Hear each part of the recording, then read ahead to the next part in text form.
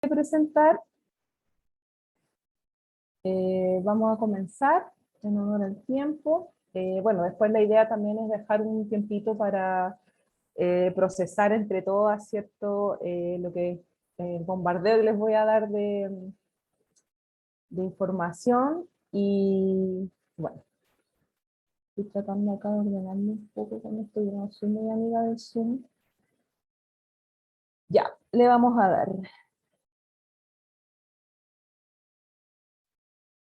Bueno, quiero agradecer al Observatorio RedFem, ¿cierto?, por darme esta oportunidad, ¿cierto?, de alguna manera ir mostrando parte de mi investigación del FONDAR que me adjudiqué el año pasado, ¿cierto?, que consiste en una investigación, ¿cierto?, sobre artistas feministas, madres, tanto de México como de Chile. Y la idea es obviamente hablar desde lo político de las maternidades, partiendo por el escenario, ¿cierto?, de los años 70 entre México y Chile, eh, y también ir viendo, ¿cierto?, las artistas referentes como Mónica Mayer, que, bueno, dicho sea de paso, hace poco inauguró, ¿cierto?, en enero en el Centro Nacional de Arte Cerrillos con la primera exposición de polvo de gallina negra, ¿cierto?, que lo vamos a ir viendo más adelante. Y bueno, la idea es también ir revisando, ¿cierto?, estas miradas críticas, ¿cierto?, de la maternidad en el arte, para después pasar en la segunda sesión, que es la que tenemos el lunes 14, ¿cierto?, que va a tener más que ver con la editorialidad, ¿cierto?, en torno a las maternidades, sí, pero primero lo importante era, ¿cierto?, hablar desde el arte y la maternidad, que va a ser lo que vamos a revisar en esta sesión. Bueno, si tienen dudas me pueden ir interrumpiendo, si voy muy rápido también me van avisando, porque igual es harto contenido, como les decía, y este PPT yo se los voy a enviar, así que no se preocupen si es que no alcanzaron a anotar algo, toda esta información, ¿cierto?, se las voy a enviar. Vamos a revisar un par de videos también en algunos sitios web que también se los voy a subir al Classroom y al correo para las que no tienen Gmail. Así que le damos.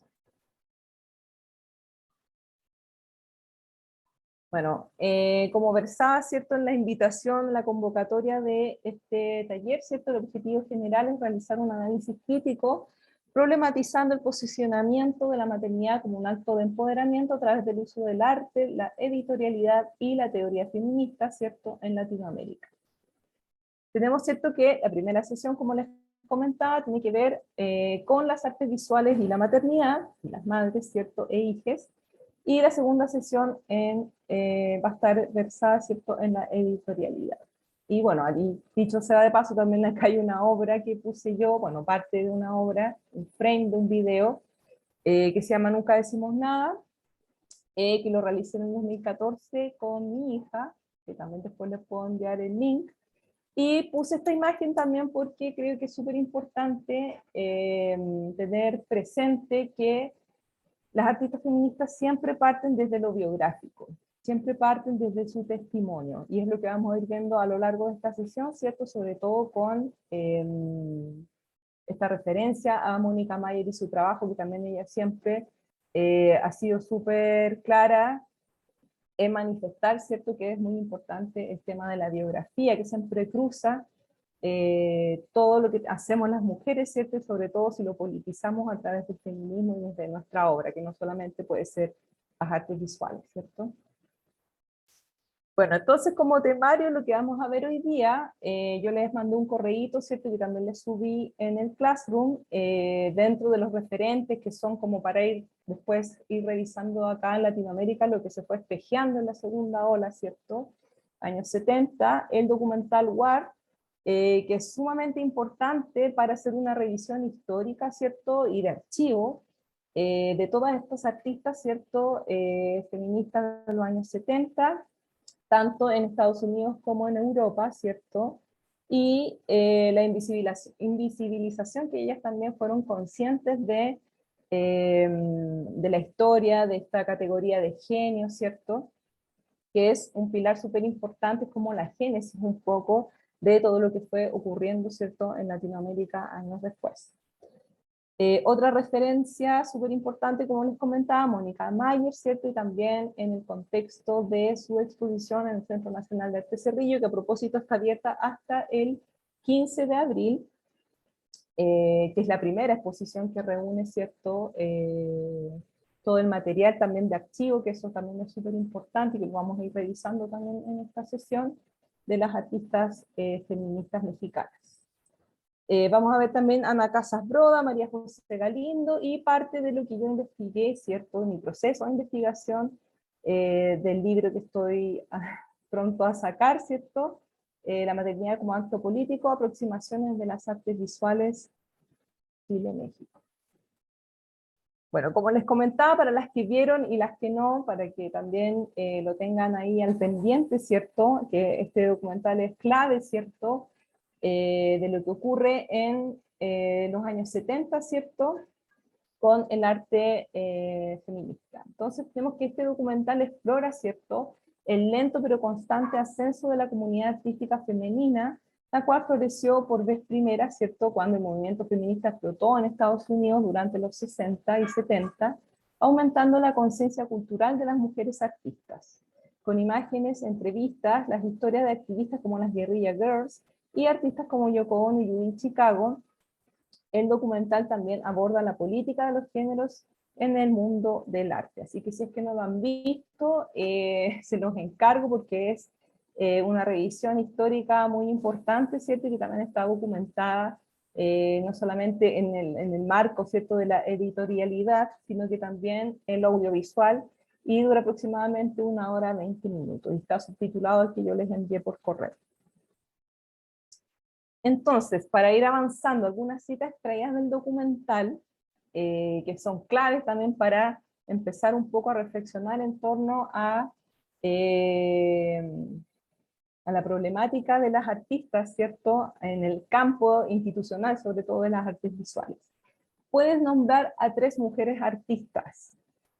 Lo personal se convirtió en político y lo muy personal se volvió arte. Creo que hay miedo en mi generación que piensa que la identificación con el feminismo es una limitación y no una fundación. Ya no necesitamos a Miss América, y fue en ese momento precario de la historia que el arte y la política se fusionaron y luego se permearon. En lugar del cuerpo de la mujer como enemigo de un artista o musa de un artista, se convertiría de pronto realmente no solo en materia de la obra, sino en herramienta de trabajo. Entonces tenemos que el discurso feminista de los años 70 tenía, bueno, varios ejes, ¿cierto? Pero dentro de lo que yo destaco, ¿cierto?, es que se rompe con la visión androcéntrica de la historia del arte, como les decía también de estas categorías de genio, crisis de los conceptos de representación, la categoría del artista masculino, blanco, burgués y heterosexual, y la mujer también como musa en la obra de arte que lo manifestaron sobre todo las Guerrilla Girls, ¿cierto?, en los años 80, mediados de los 90, reivindicación de las experiencias de la memoria, lo privado público y la exploración de la creatividad de las mujeres, reivindicación del cuerpo y del sexo. El arte feminista será encargado de traspasar las fronteras del hogar, de lo doméstico, subvirtiendo las relaciones sociales. Y obviamente esta consigna que hasta el día de hoy, más de 40 años, ¿cierto?, lo personal es político, sigue imperando a todo nivel, ¿cierto?, no necesariamente de las generaciones más antiguas, ¿cierto?, sino que también de las más jóvenes. Artistas referentes en Latinoamérica, entonces yo les comentaba sobre Mónica Mayer, ¿cierto?, que es una artista y crítica de arte mexicana feminista y se dedica a los campos de la performance, la gráfica digital, el dibujo, la fotografía, teoría de arte. Bueno, ha sido curadora también, crítica, y ha realizado muchos, y sí, también talleres, ¿cierto?, como les decía, acciones colectivas. Bueno, tiene una trayectoria tremenda Mónica Mayer, es muy activista también, y hace esta fusión, ¿cierto?, de arte y activismo, Y bueno, dentro de toda su trayectoria, ella siempre ha estado inconforme, ¿cierto?, con las definiciones del arte, que eso también es súper importante. Hasta el día de hoy ella mantiene y sostiene, ¿cierto?, esa visión. Lo interesante también que ha desarrollado un enfoque integral dentro de las artes visuales. Ella estudió también una pasantía de sociología, ¿cierto? También su arte fue de alguna manera también involucrándose con el público. Detrás de su foto, o sea, de ella, ¿cierto?, está el tendedero, que es una de sus primeras obras de arte conceptual, digamos, que es la más icónica, y que se presentó, ¿cierto?, en 1978 en México.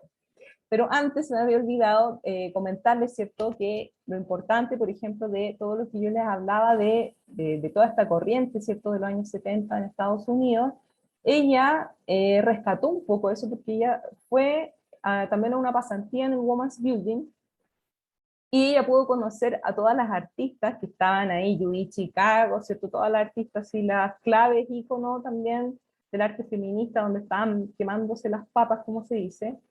Y ella tiene un libro, bueno, tiene varios libros, pero este es uno donde ella expresa esa experiencia, ¿cierto? La manifiesta, Rosa Chillante, Mujeres y Performance en México, lo pueden encontrar en PDF, también se los puedo enviar, está en internet, ¿cierto? Es un libro de no más de 80 páginas, ¿cierto? Que es muy fácil de leer, ¿cierto? Es como muy ameno, y donde ella relata todas sus experiencias desde que entró, ¿cierto?, a estudiar artes visuales, ¿cierto? Y que había un machismo imperante en la escuela de arte, ¿cierto? Y también su experiencia en Women's Building. Dice, se trata de una estructura de comunicación por medio de la cual las participantes tienen el mismo espacio para hablar sin interrupciones sobre un tema específico. Los temas eran los clásicos del feminismo: dinero, amor, cuerpo y sexualidad. Escuchar todas las voces permitía detectar que lo que a primera vista parecían problemas individuales, en realidad eran sociales. En un contexto artístico, el pequeño grupo permitía desarrollar la creatividad y crear conciencia. También había un gran énfasis en estudiar a las mujeres artistas del pasado. Acostumbrada a una educación tradicional, el Women's Building en Los Ángeles fue para mí una sorpresa, que en las clases lo que más se valoraba era mi experiencia personal, que era lo que les comentaba en un principio, ¿cierto? Que la génesis, digamos, del arte feminista o del feminismo siempre tiene que ver por nuestras experiencias personales, sobre todo vinculadas con el patriarcado. Entonces, ahora sí, retomando, El Tendedero, que fue su obra icónica hasta el día de hoy, del 78, acá está en una exposición que se hizo en el 2014, que fue una retrospectiva, o retrocolectiva, como a ella le gustó llamarla, ¿cierto?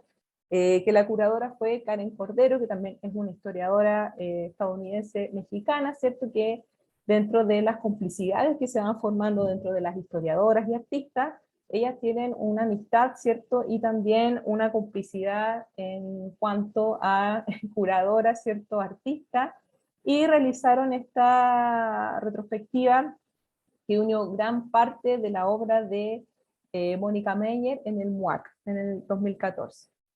Perdón por no poder profundizar mucho en todo, solamente esto va a ser una pincelada, porque, bueno, en honor al tiempo, porque si me pongo a hablar de Mónica Meyer no, no terminaría nunca.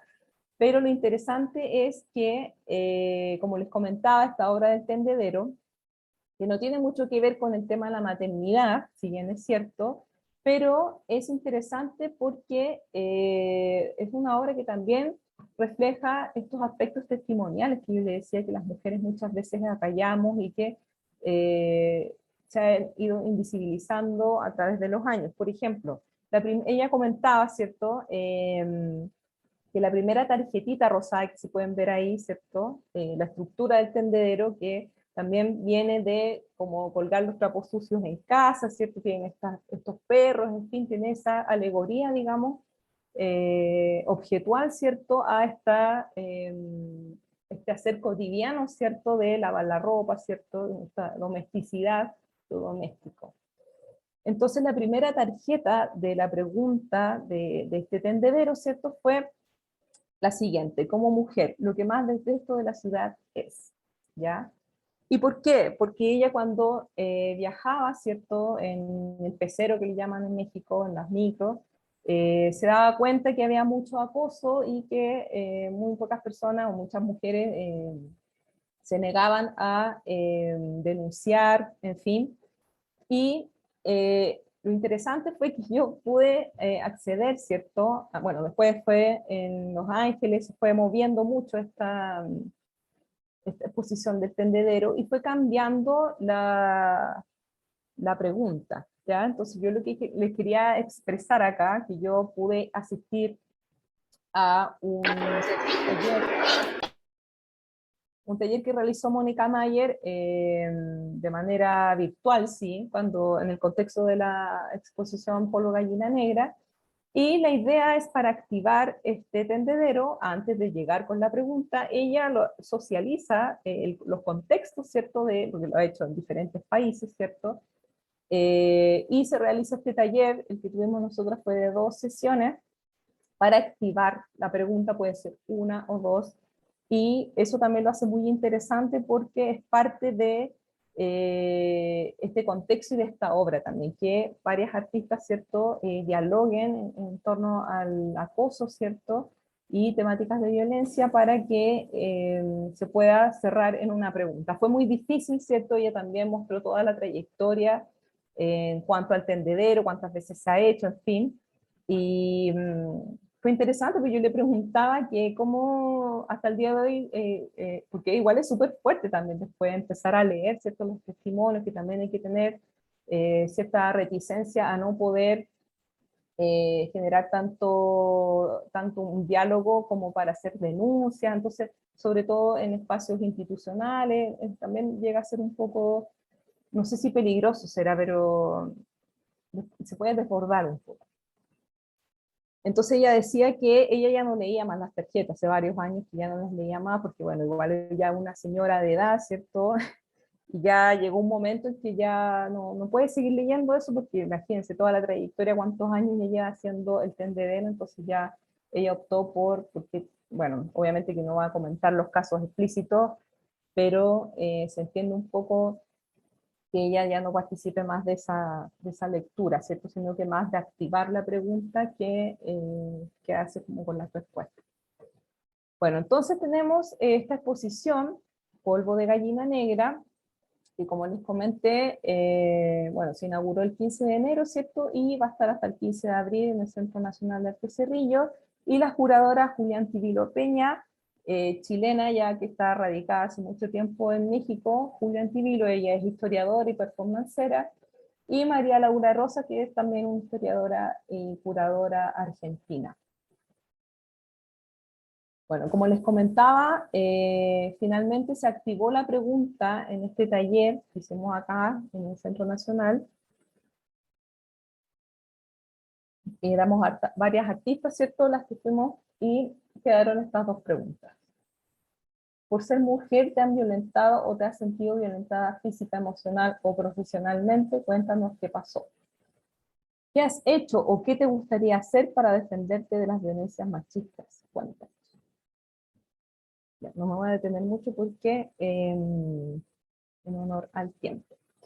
Bueno, entonces yo lo que les quería comentar es que, bueno, Polvo de Gallina, ¿cierto? Es el primer grupo de arte feminista en Latinoamérica, esa es la importancia que tiene. Duró del 83 al 93, 10 años aproximadamente, y lo importante es que el nombre surge de un remedio contra el mal de ojo. Ustedes saben que en México hay muchos curanderos, curanderas, ¿cierto? Entonces, ellas se apropiaron de ese nombre y le pusieron polvo de gallina negra a su grupo. Bueno, la idea también tiene que ver con que abordar, ¿cierto?, desde la performance, desde el arte, temáticas relacionadas con la violencia de género y la participación de las mujeres y sobre todo madres en un sistema que sabemos que lamentablemente aún sigue siendo muy patriarcal. Bueno, además de Mónica Mayer, estaba también Maris Bustamante, que es otra artista, ¿cierto?, que también sigue vigente, digamos, y quería mostrarles una pequeña entrevista dentro también de estas complicidades que yo les decía de Julián Tivilo con Mónica Mayer. Ellas también, Julia fue parte de un libro que Mónica lanzó el año pasado. Espérenme, que estoy aquí como un poco... Ya, yo no sé si se ve o tengo que dejar de compartir para compartir el video. No sé si alguien me puede decir, estoy acá un poco colapsada con tanta cosa. ¿Me escuchan? Sí, el video, no se ve ningún video, solo la imagen. Ya. Vale, gracias. Sí, tiene que dejar de compartir para poner su video y se escucha perfectamente. Ya, muchas gracias. Aquí está. Y compartir sonido. Así que yo ya estoy viejita, entonces como que estas cosas me superan a veces.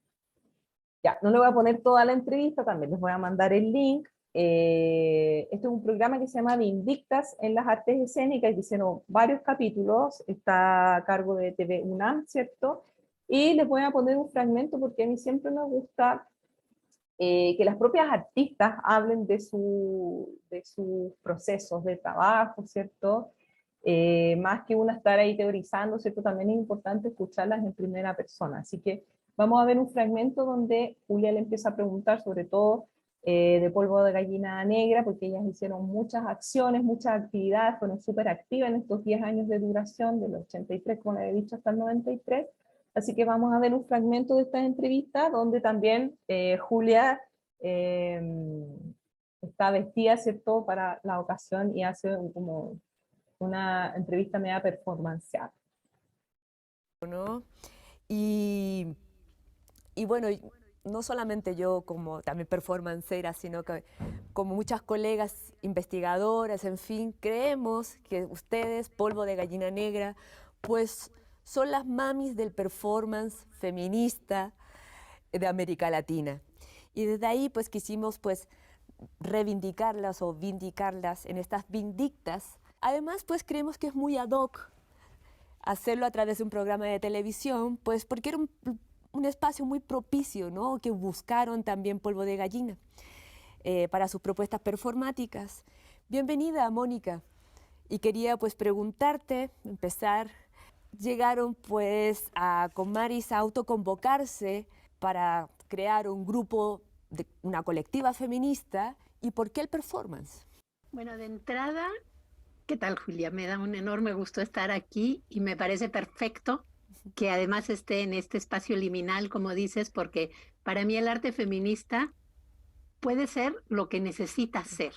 Eso fue algo que aprendí yo de Suzanne Lacy, la artista norteamericana, performancera también, y que no tiene que ser el seguir el canon, sino que sea lo que una necesita que sea. Polvo de Gallina Negra, en efecto, convocamos a todas nuestras amigas artistas. Yo había regresado de la estancia que estuve en Estados Unidos, después de en México, haber tenido muchas experiencias con trabajo colectivo feminista. Y queríamos reunirnos. Además, Maris y yo venimos de la llamada generación de los grupos. Entonces, el trabajo colectivo era algo normal y natural. Pero nadie quiso meterse al grupo. Entró en un principio así con nosotras Herminia Dosal, que es fotógrafa, pero pues luego Maris y yo empezamos a hacer performance, porque Maris venía de hacer mucho trabajo con el no grupo y hacer mucho performance, entonces ella traía toda esa rama muy fuerte, y a mí me interesaba mucho lo que ahora se llama práctica social, que son estas piezas que pueden ser pedagógicas, que pueden ser activistas, que pueden ser de tú a saber lo que se necesite que sea el trabajo. Y entonces eventualmente nos quedamos las dos como Polvo de Gallina Negra y planteamos que era un grupo totalmente endógamo. A nuestro grupo solo podían entrar a quienes nosotras habíamos parido. ¿Y qué hacían, aparte de andar echándole maldiciones a los violadores y a los críticos de arte? Hacíamos performances en la calle, en espacios universitarios, museísticos, en la televisión, sacábamos encuestas, dábamos conferencias, las conferencias organizábamos performanciadas. Por ejemplo, sí tuvimos uno de nuestros primeros proyectos, que fue una convocatoria, no recuerdo si del IMSS o del ISSSTE, que patrocinaban proyectos culturales por todos los estados. Entonces fuimos, hicimos una audición y lo que propusimos fue una conferencia performanceada. Entonces nos tocó irnos al Estado de México a dar, ya no sé, como 30 conferencias performanceadas en escuelas, en CETIS, CEBETIS, y siempre digo que en CETETRIS también, en todas las escuelas que había, íbamos de nivel secundaria y preparatoria, y hacíamos una conferencia performanceada que se llamaba ¿Las mujeres artistas o se solicita esposa? Planteando que, bueno, los hombres artistas tenían su esposa que les hacía todo, y las mujeres artistas pues necesitábamos esa figura también. Estábamos exactamente en el Estado de México, estábamos hablando de arte feminista, y de pronto como que muchos estudiantes o presentes dijeron, ay, qué aburrido, ¿no? De viejas, y se levantan y se van una bolita, y yo ya iba preparada, pero bueno, no había previsto eso, y efectivamente aviento mis brujitas, que curiosamente además explotaron perfecto, y dije, de una conferencia de arte feminista nadie se va, ¡pum! Y para mi sorpresa, regresaron y se sentaron. Mónica, ¿te acuerdas de eso? Es que es increíble. Qué divertido de haber sido dar conferencias performanceadas. Eso le debería faltar a tantos, o sea, le falta, ¿no? A tantos académicos que a veces uno se aburre, ¿no? Ajá. Pues todo lo que hacíamos era muy divertido, nos divertíamos horrores. Genial. Pues qué mejor, ¿no? De que tu chamba sea entretenida, ¿no? Ahora me gustaría hablar de otros formatos, porque ustedes innovaron mucho, ¿no? En otros formatos de que no eran los tradicionales del arte, ¿no? Así como el performance, pero también, por ejemplo, las conferencias performanceadas, pero también los concursos. Si me podrías hablar, por favor, de qué era este concurso que le daban a los esposos de las grandes mujeres artistas. Eso fue posterior, eso fue una Ajá. pieza mía que entra dentro de Polvo de Gallina Negra, que fue un concurso, una pieza que hice a través del periódico, hablando de que a veces es conferencia, a veces es texto en el periódico, y fue el concurso a Olga, llamado a Olga Tamayo, para esposos y esposas de mujeres artistas, también planteando, sigue el hilo de la primera, de aquellas conferencias que dimos, de esta relación de lo que hacemos las mujeres en relación al arte tradicionalmente, y un poco jugar, romper ese tipo de estereotipo o de rol muy cerrado en el cual las mujeres como artistas quedábamos fuera. Entonces era cuestionar ese sistema porque veíamos que estábamos quedando fuera como mujeres artistas. Entonces, bueno, pues decíamos, queremos también una esposa de artista o que un esposo de artista, como los hubo maravillosos, como Walter Gruen con Remedios Varo, que la apoyó en su carrera, la impulsó, guardó su obra, etcétera, etcétera. Gracias, Mónica. Les invito. Ya, vamos a dejarlo hasta acá porque en honor al tiempo. Ya, también les quería compartir parte de... ¿dónde está?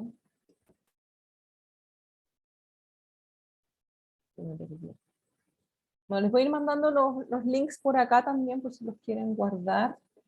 Ay, no me aparece la página. Bueno, era una página donde estaban...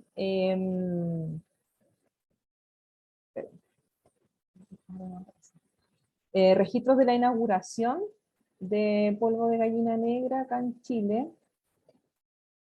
Y ahí me aparece. Y bueno, acá hay un registro, ¿cierto?, de la parte del tendedero.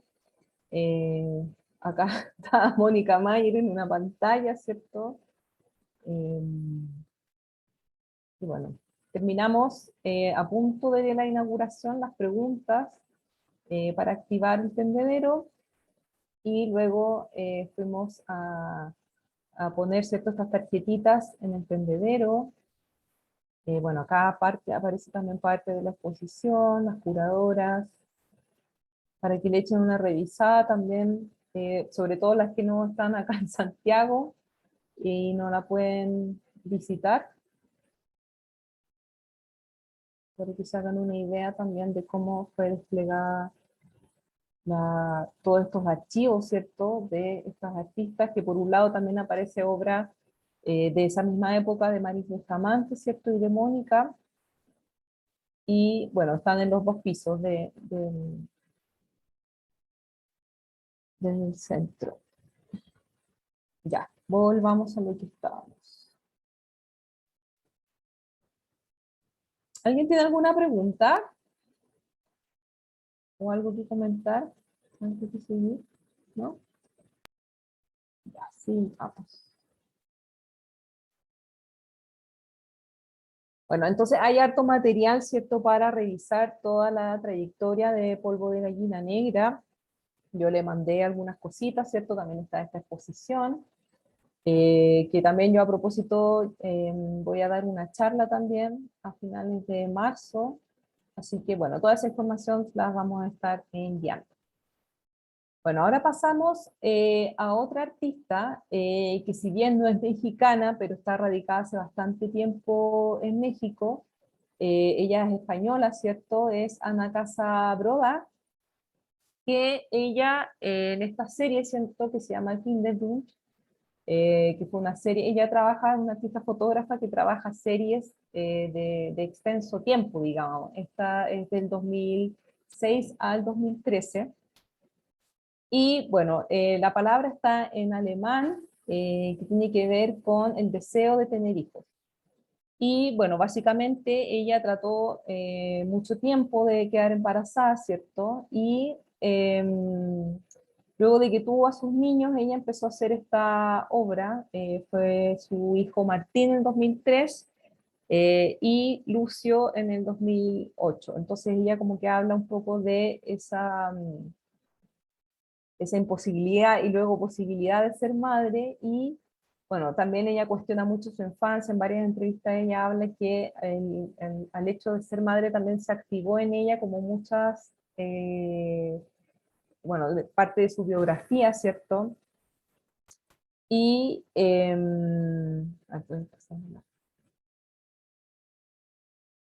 bueno, acá tenemos también algo que dijo en una entrevista la artista, dice: en general hay como un miedo al contacto, al afecto, y para mí es ya un tema incluso político, como el hecho de que aparezca una madre dándole pecho a su hijo. Enseguida hay una lectura social, y hay una lectura de orden moral, y es como muy complicado. Entonces depende de la cultura desde la que se vea, cómo se lee, y me parece realmente muy grave, que esas son realmente las imágenes que se censuran, sin ir más lejos en Facebook, en Instagram, y puede circular, sin embargo, imágenes de muerte. Y resulta que alguien dando pecho es como ofensivo. Entonces me parece que hay un trastocamiento de lo que significa el cuerpo, el afecto y el contacto. Bueno, esta cita, ¿cierto?, de esta entrevista es a propósito de su obra, ¿cierto?, que ha sido censurada en varias partes, porque ella expone estas fotografías en tamaño gigante, como de 2 metros por 2 metros. Entonces, muchas veces se ha dado, ¿cierto?, que eh, se ha censurado su trabajo. Se me fue la onda. Bueno, es súper interesante también esta serie de fotografías. Bueno, ella tiene más, también creo que le subí su sitio web, sí, ayer. Tiene otras series más, que una que trabaja con su abuela. Bueno, ahí tienen que bucear, ¿cierto?, su página web. Pero lo interesante es que estas imágenes, ¿cierto?, nos evocan a las fronteras existentes, ¿cierto?, entre la cotidianidad y la ficción, un poco también explorando diferentes acciones ante la cámara fotográfica, que es la que está, ¿cierto?, todo el rato registrando estos momentos, develando, ¿cierto?, la complejidad de la maternidad y en relación a sus hijos, donde el cuerpo y el hogar también son ejes de este proyecto, son ejes fundamentales.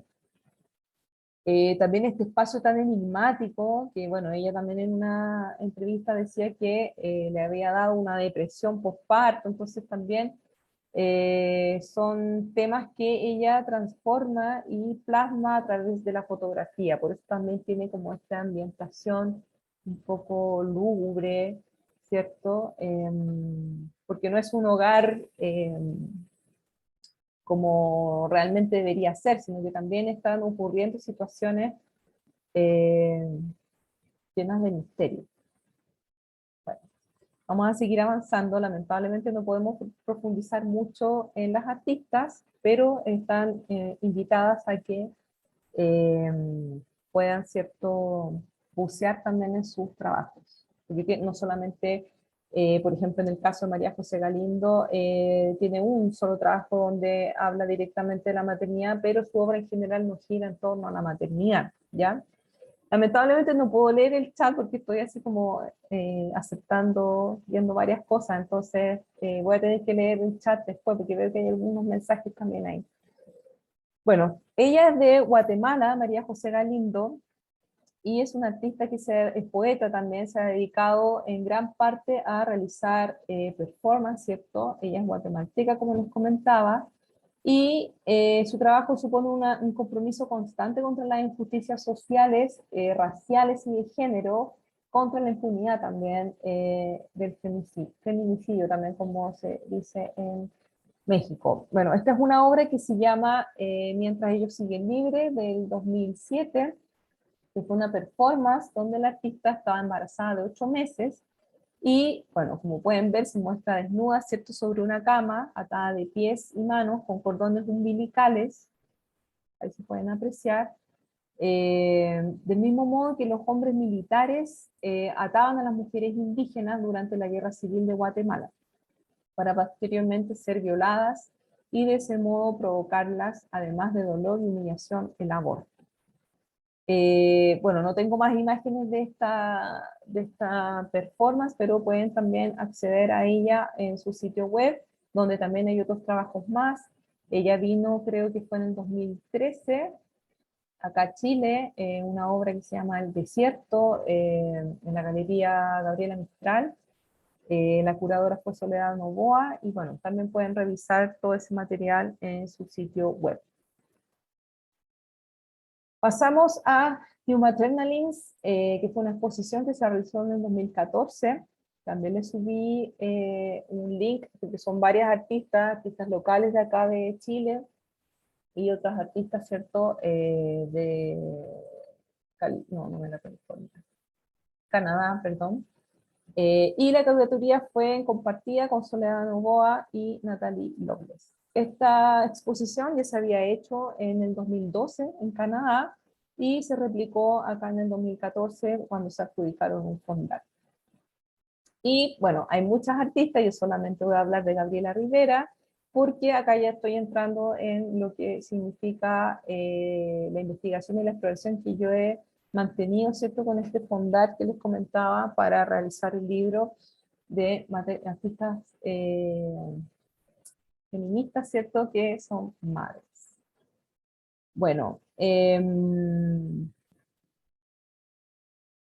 Gabriela Rivera, ¿cierto?, es artista visual, fotógrafa, ahora está radicada en España, ¿cierto?, por unas estancias de estudio, ¿cierto?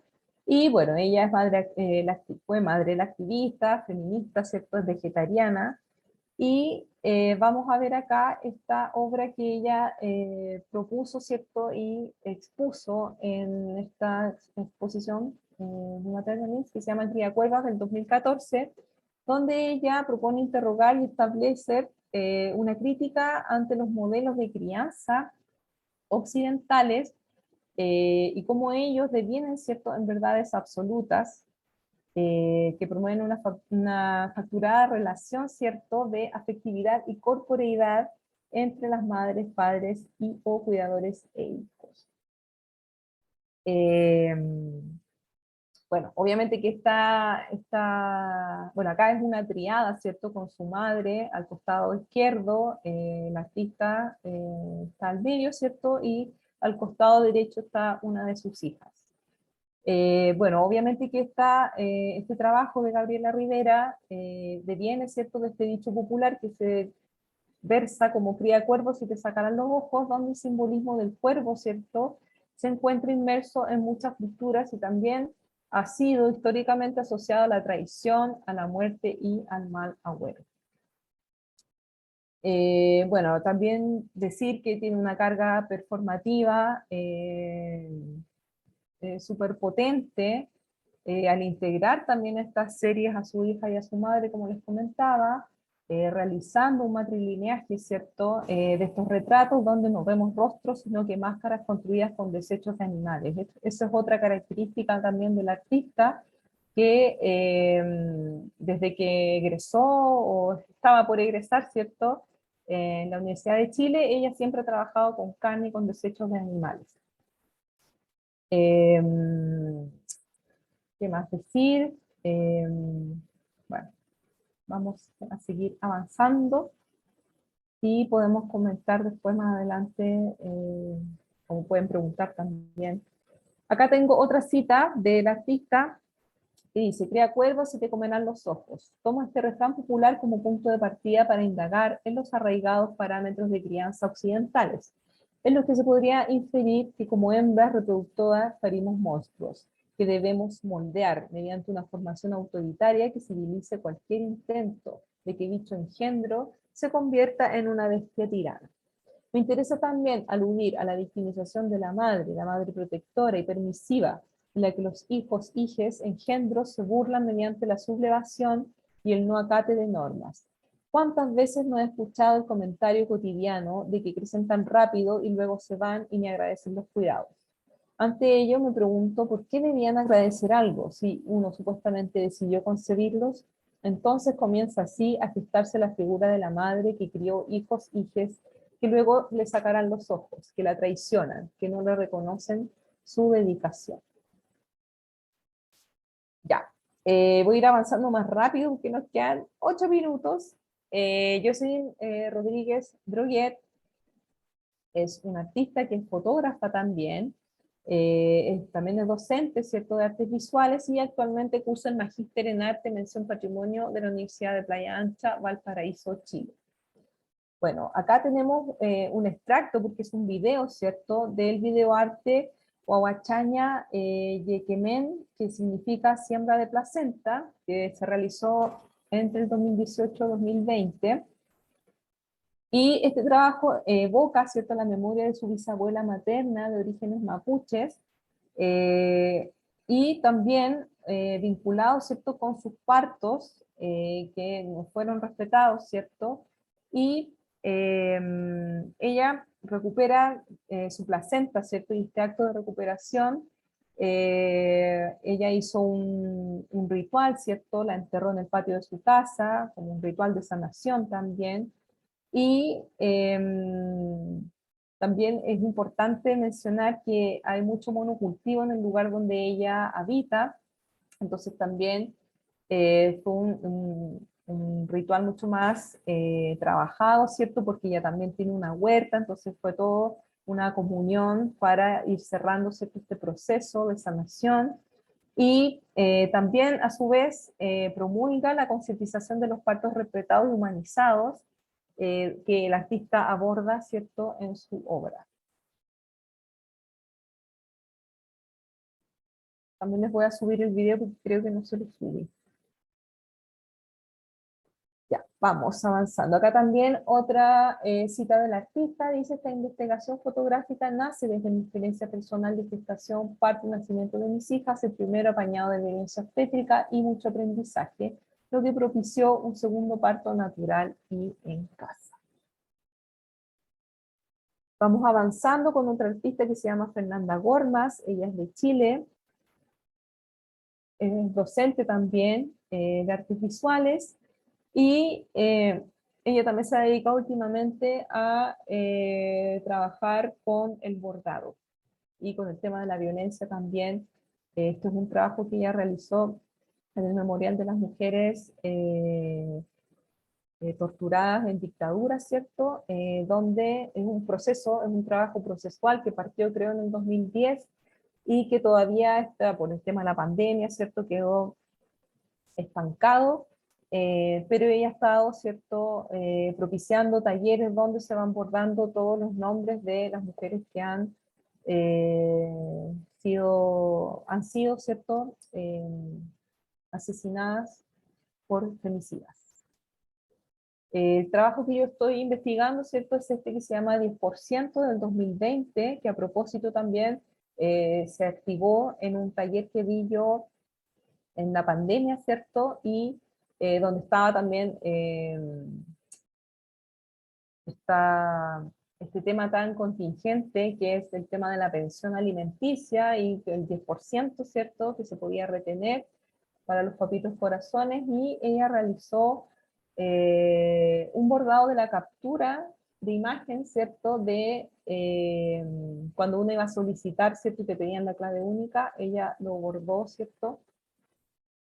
Y es interesante también porque este trabajo tiene para mí personalmente tiene una potencia muy fuerte, porque reúne la pandemia y todo lo que, sobre todo las madres, sobre todo solteras, vivimos. Y además es un trabajo que no se ha expuesto en ningún lugar, ¿ya? Solamente ha estado de manera virtual, ¿cierto?, circulando, pero no se ha expuesto en ninguna galería, ni ha sido parte de alguna colección, nada. Bueno, es interesante también cómo el artista a través de este acto simboliza esta violencia económica, ¿cierto?, que se ejerce tanto en madres, ¿cierto?, como hijas, a quienes le han negado, ¿cierto?, la pensión de alimentos, que es un derecho, ¿ya? También otro trabajo que se activó fue domesticidad.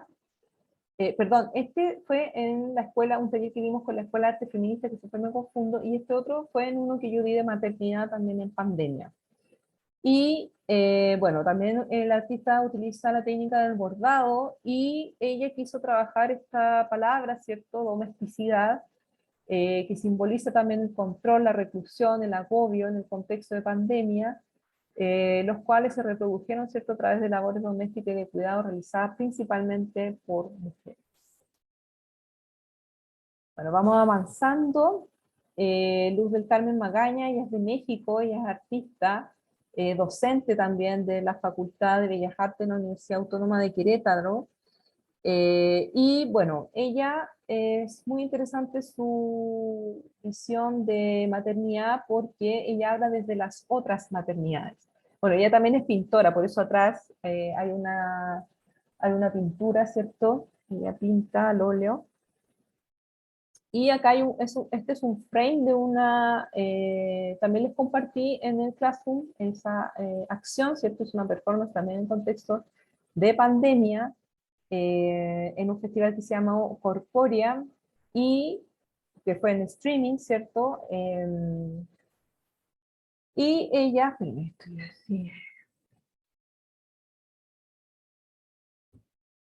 tanto hablar se me seca la garganta.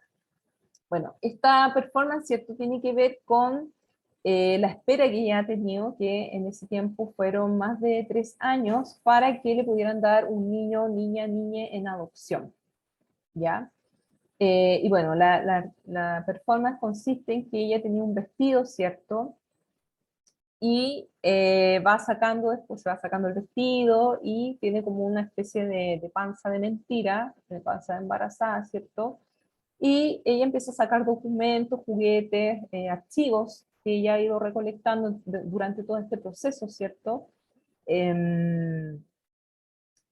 Mientras ha esperado con su pareja para obtener, ¿cierto?, la adopción.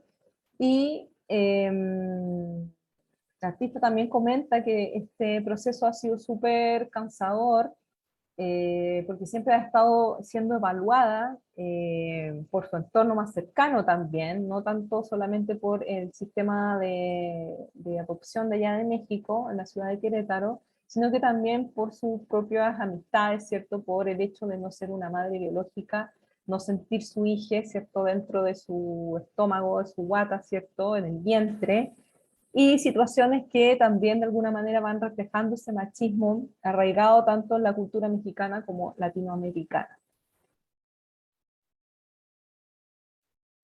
Y bueno, nos quedan 2 artistas, ya estamos finalizando. Diana Olalde, que ella también es de México, es artista también mexicana, perdón, de la performance, ¿cierto? Y esta es una obra que se llama Rojo Expiación, del año 2014, y esta artista trabaja con series. Esta es una de las series que trabaja, ¿cierto?, en torno a la maternidad, y ella tenía 8 meses de embarazo, y que apela también a una sobrevivencia de estos acontecimientos, y momentos del embarazo, ¿cierto? Ella trabaja con la tierra, el tequila, el desnudo, y elementos, ¿cierto?, que configuran y notan su accionar con una carga poética y ritualista. Siempre utiliza el tequila, ¿cierto?, porque le interesa trabajar con esos simbolismos, ¿cierto?, de México. Y también bueno, hablando con ella, ¿cierto?, ella me comentaba que es importante para ella el tema del ritual, y que comenzó en su maternidad. Retomar, ¿cierto?, el origen, el útero, sanar heridas, y liberarse. Ya, voy a ir avanzando. No sé si se han caído algunas porque me están llegando solicitudes. Bueno, finalizamos con la actriz, ¿cierto? Ella no es artista, pero también ha realizado diferentes performances, ¿cierto? Ella se llama Mireille Yolotzin García, también es de México. A mí me interesó mucho esta artista porque, aparte de haber coqueteado de alguna manera con la performance, ella también es partera tradicional mexicana, y en una convención, porque ella también es activista por movimientos indígenas, y en agosto del 2016 la invitaron a una convención, ¿cierto?, en México, para hablar de la reapropiación de las lenguas originarias, para fortalecer el tejido social, ¿cierto? Y bueno, ella me comentaba que, de paso, había cuestionado en ese foro, ¿cierto?, que nadie hablaba ninguna lengua, porque ella, como mestiza, ¿cierto?, estaba invitada, pero no habían invitado a una persona de un pueblo originario. También puso en duda el adultocentrismo imperante, porque no habían niñas, y generalmente nosotras, las que somos madres, sabemos que lamentablemente en las instituciones hay un adultocentrismo, bueno, y en general en la sociedad, donde tú tienes que como esconder a tu niñez, ¿cierto? Porque molesta, porque no es un espacio, no se adaptan los espacios para los niños. Entonces, bueno, ella, junto a otras problemáticas, debatió, ¿cierto?, en ese foro, y su intención no fue que le sacaran esa foto, sino que fue un acto que el fotógrafo Rodrigo González Olivares acuñó también este término, el origen de la nación, porque aparece la bandera mexicana de fondo, ¿cierto? Y ella, en un acto muy natural que ella lo ve así, ¿cierto? Le sacó la pechuga, el niño tenía hambre, y sabemos que estos foros, ¿cierto?, duran todo un día, entonces el niño quería dormir y ella le dio pechuga. Entonces, causó mucho revuelo esta fotografía en las redes sociales, bueno, divididas, porque muchas mujeres la apañaban, ¿cierto? Pero generalmente los hombres sabemos que si no es una pechuga que entre dentro del contexto del porno y está como en el limbo de su mentalidad, entonces como que generalmente piensan que ella se está exhibiendo porque quiere, en fin. Eso, ya, no voy a hablar más porque creo que ya terminamos. No sé si tienen preguntas o comentarios, lo siento si no puedo profundizar mucho, estaba un poco aquí confundida con la plataforma, por eso como que me traspapelé un poco, pero ahora es hora de escucharla. Voy a ver el chat, si es que hay alguna pregunta. Recuerden que yo les voy a enviar este PDF para que puedan revisar las artistas, ¿cierto? Investigarlas un poco más, porque en honor al tiempo no se puede profundizar mucho la obra de cada una.